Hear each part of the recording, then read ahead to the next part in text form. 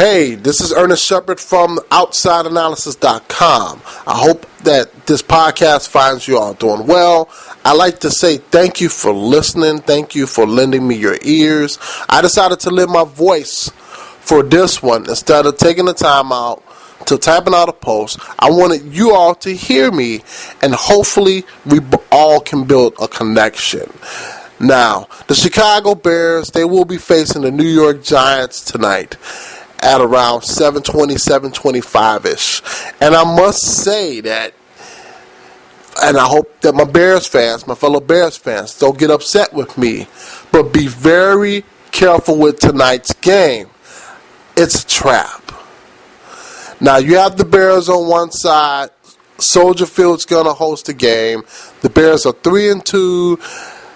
2 consecutive defeats, one at the hands of the Detroit Lions. The second one came at the hands of the New Orleans Saints. The Bears should be smarting a little bit. Unfortunately, they are without Henry Melton, who's lost for the season. Defensive tackle, Pro Bowler last year, gone for the season, torn ACL. Next man up, as it's always said in sports, that next man up was Nate Collins, defensive tackle, pretty solid player, gone the following week in the loss versus the Saints. Same type of injury, torn ACL. Next man up right now, I'm not sure who's going to step up to the plate and in the attempt to try to replace those guys. From what the vibe is going around here in Chicago, Corey Wooten is probably going to be the man chosen to play on the inside. Expect to see a little bit of Zach Minter, undrafted rookie. I'm not sure what he's going to bring to the table. Hopefully he can provide a spark to a team that is in dire need of a pass rush. 5 games into the season, you have 2 teams that are collectively the worst at getting to the quarterback. The Bears, they have a total of 8 sacks for the year. And the Giants, they have a total of 5 sacks for the year. So these are 2 teams that very seldom get to the quarterback. One team, like I say, the Bears, 3-2. The Giants, donut hole with 5 losses. But here's why I say it's a trap. It has all the makings of a trap game tonight. The Giants, with the talent that they have, Eli Manning, 2-time Super Bowl winning quarterback Eli Manning, and 2 top-flight receivers in Victor Cruz and Hakeem Nicks. You have, with just those 2 guys, you can put on almost any team in the NFL, and they would either start or receive significant playing time. With that type of talent offensively, especially in the passing game, they're guaranteed to give the Bears a run for their money.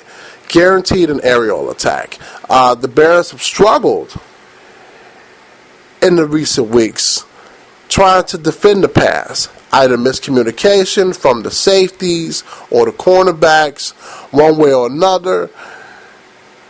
The Saints had their way, especially up the middle, and especially with the screen pass. The Detroit Lions, they somewhat had their way.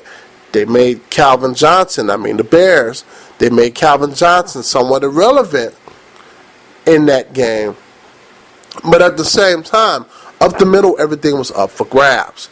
Hakeem Nicks and Cruz, they're both big, strong, solid receivers. I expect them to give the Bears some trouble. Also, you have Brandon Myers, another solid offensive player, tight end. He catches passes up the middle. The Bears are still trying to figure things out. And seeing that they know that the Giants will have to pass the ball tonight, especially with David Wilson out, injury. Brandon Jacobs, newly signed, you can say he's only been with the team a couple of weeks. I understand that he still knows the offensive system, but he's definitely not the player that he was 3 seasons ago. They're not going to run the ball a lot. And one of the Bears' weaknesses is defending the passing attack, especially with Charles Peanut Tillman hobbled with a numerous amount of injuries, and the Bears can't get to, or the defensive linemen can't get to the quarterback. So that's one of the reasons why it's a trap game. Another reason why it's a trap game, it's the Giants. They're 0-5. And they're desperate to get a win. One win, to be honest, at worst, with the 2-3 Philadelphia Eagles and the 2-3 Dallas Cowboys in front of the NFC East. One win by the Giants, at the very worst, keeps them 2 games behind without having to face either team yet. Well, they did face the Eagles. I apologize for that. With only facing the Eagles. But they're still 2 games behind in the win-loss column if they win. So, with a team that still has talent, they have a Super Bowl pedigree. They have a 2-time Super Bowl winning coach in Tom Coughlin. You know that they're going to come out, especially on the road where there's not that much pressure. They're going to come out with a team with absolutely, positively nothing to lose. Here's another reason why it's a trap game. The Bears started out the season 3-0. Everything's looking great. Everything's rosy. Everything's exciting. And these 2 losses have kind of sent the team on a tailspin. The defensive line, again, they were already struggling with a healthy Henry Melton, a healthy Nick Collins. 2 season-ending injuries in a row, back-to-back. That's a lot to ask for a team to have to recover from. And I have no doubt in my mind that they can be looking at a 10-0 deficit versus the Giants. And they start thinking to themselves, well, here we go again. Staring up at another deficit. We're going to have to rely on Jay Cutler to try to air it out and bring us back into the game. And to me, honestly, that's a faulty game plan. And here's why. You have a very solid Pro Bowl running back in Matt Forte, who hasn't been given a lot of carries. You have Michael Bush, who can start on he can start on the Giants, definitely. And he's available to the team, but the team doesn't really use him as much. They have to get off the bus, as former Bears head coach Lovie Smith used to say. They have to get off the bus running the football. Kind of take it easy on Jay for the first maybe 2 or 3 minutes in their very first possession. Not just come out with this gunslinger mentality saying, hey, we're going to try to air it out against what is considered one of the worst defenses in the NFL. Now, whether or not we should have faith in that, I'm not 100% sure. I know for a fact, as well as you all do, if any of you have paid attention to the Bears, they have struggled coming out of the gate in every one of their games this season. At the beginning of the game, if they've gotten possession of the ball first, and if they didn't receive possession of the ball first, when they came out of the locker room in the second half, receiving the ball, they have struggled. I'm not sure what it is. Some miscommunication could be going on with Cutler and the offensive line and the receivers. We're not 100% sure what to expect tonight. Because, again, you're going to have a desperate team on the other side of the ball. They're looking for their first win. They're itching to get the monkey off their backs. Therefore, I'm saying, be leery, Bears fans. It's possibly a trap. Also, you have the Chicago Bulls, as they have taken their team and their talents to Rio de Janeiro in Brazil. I'm not sure what to make of these overseas trips. They're not the only team that are out there. They're supposed to be lacing up the gym shoes and tying up the drawstrings for the shorts versus Washington on Saturday. But that's not really the story. The story is the return of Derrick Rose. Derrick Rose, despite only playing a collective of 43 minutes in the first two preseason games, he's actually looked pretty okay.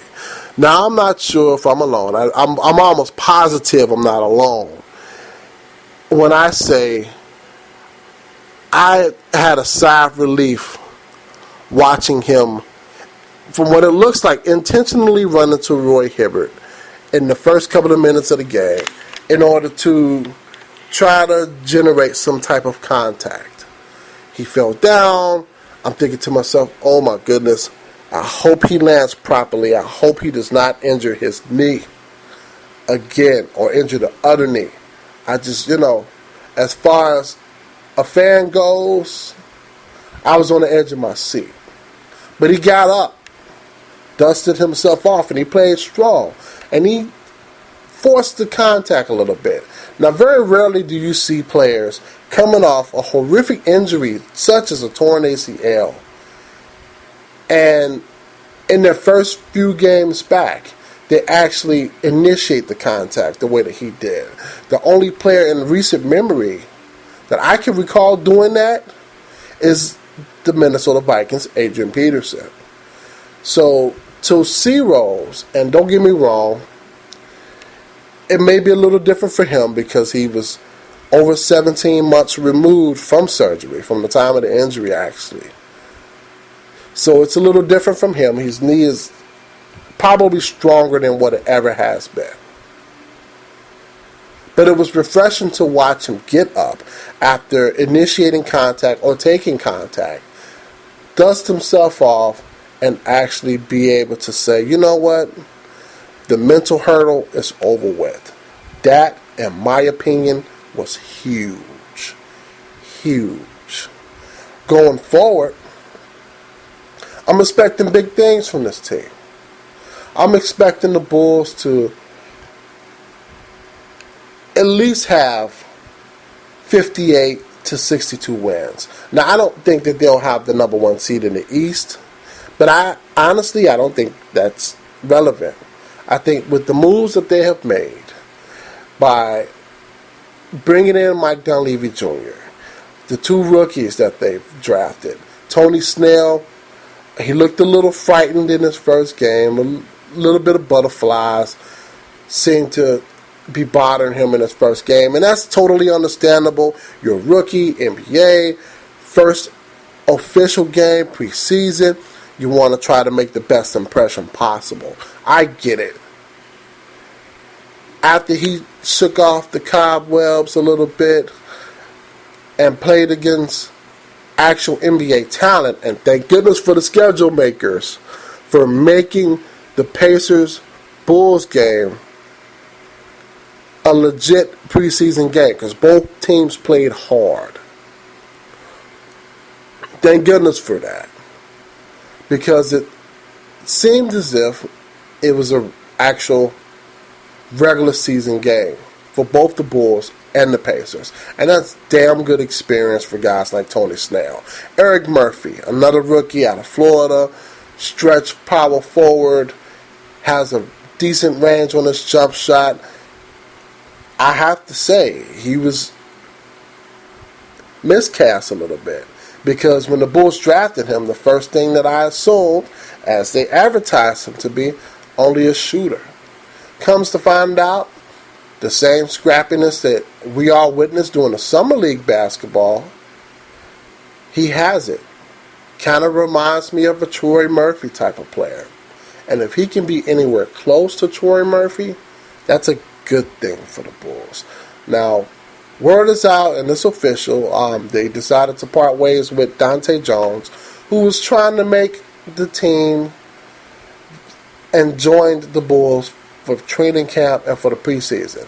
But not having played in the first 2 preseason games, I'm going to be under the safe assumption that they were looking for the chance to allow him an opportunity to play with another team. Because as a veteran, I think he deserves that. I think he's earned that right. Mike James, another training camp pickup, looked pretty well. Looks like the young man, old man, however you want to call it, looks like he still got it. I saw him cross over somebody. I saw him take a shot. Shot went in. He looked good. You know, a lot is expected from him if he makes the team, because what he can provide for them, instant offense, that's going to be key. Mike Dunleavy looked like he's been playing with the team pretty much for 5 years. He already seems to have blended in with the roster. And Luol Deng, I can't say this enough. Very underrated player, although I don't see the Bulls retaining him in free agency once that comes around in the next offseason. Very underrated player. I think he's going to be the key for this Bulls season. And looks like big things are going to happen for them. I'm not going to go as far as saying, hey, they're going to win a title. But they have a title contending team. And that's a fact. In case you missed it, if you're a Cubs fan, Joe Girardi, hometown Joe, decided to stay with the New York Yankees. Now, I know there are a lot of people boo-hooing that move. But let's be honest, and put yourself in his shoes for a moment. I'm going to be on a rebuilding team if I come to the Cubs, or I can stay with this rebuilding team, because the Yankees are going to be rebuilding slightly. And I do stress slightly. They're going to be rebuilding here. My family's used to being here. We're officially integrated here in New York. What do? Do you accept the Yankees' offer? Guaranteed 4 years, $16 million?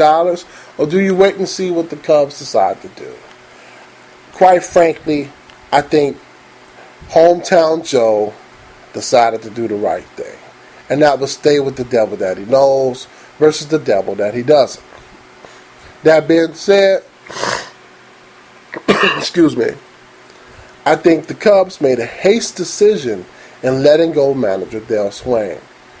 I'm not sure what the disconnect was in the locker room. I'm not sure what the disconnect was with the front office. But I thought if the Cubs management had given Swain a little bit of leeway in regards to some of the players that they brought in, I think that he could have done a much better job. But they started purging talent. I mean, if you paid close attention to Cubs baseball, there was a stretch where there were 7 games, 8 games under 500, and they were making a quiet push up the standings a little bit. Now, don't get me wrong. Not too many of us, not even the most optimistic of Cubs fans, had a thought that they would contend for a playoff spot. But it would have been refreshing to see if they had risen up in the standings, maybe have an 81, 82, 83 game win season that would have lifted the spirits of Chicagoland. I honestly believe that. But what do I know? I'm just a guy who's sitting in front of a microphone and running my mouth about my opinions. That's all I can offer. And that makes me feel sad. What also makes me feel sad is Pittsburgh Pirates are out of the playoffs. That was, honest to goodness, my only rooting interest in Major League Baseball playoffs. Now, is it fair for me to say that the playoffs have honestly started a little too late? That baseball season's a little too damn long. You know, do we really need 162 games? Does baseball really need to be played in October? And does the World Series have to be going on first week in November? What if the Boston Red Sox end up facing the St. Louis Cardinals for the World Series? Which is very realistic. I know that the television execs wouldn't mind Boston versus any of the two teams, either of the two teams that are available to represent the National League in the Dodgers, which that would be classic in itself. Boston in the East going up against Boston West. I can think of a bunch of different storylines there. But wouldn't it be classic to have the World Series be played between Boston and St. Louis, and there was a big ass snowstorm that just ruined everything? Now see, to me, this is why baseball goes on too long. Not to mention, there are more than 2/3 of the Major League Baseball teams that are out of contention by the time August 15th rolls around. So to have a season so long, it's kind of useless, I must say. I'm going to stop lamenting on bad stuff. I'm going to do my collective sigh. Blackhawks lost. Not surprised by that. The Blackhawks lost against the Blues yesterday. And I don't know what to make of it. You know, I don't know what to make of it. This is me, Ernest Shepard, from Outside Analysis, OutsideAnalysis.com. First podcast. If you enjoyed this podcast, request more podcasts. I like to cater to the people. Power to the people. You are the people. I will have more at another time. Thank you for listening. Have a wonderful day. Bears fans, be leery. Tonight's game could be a trap.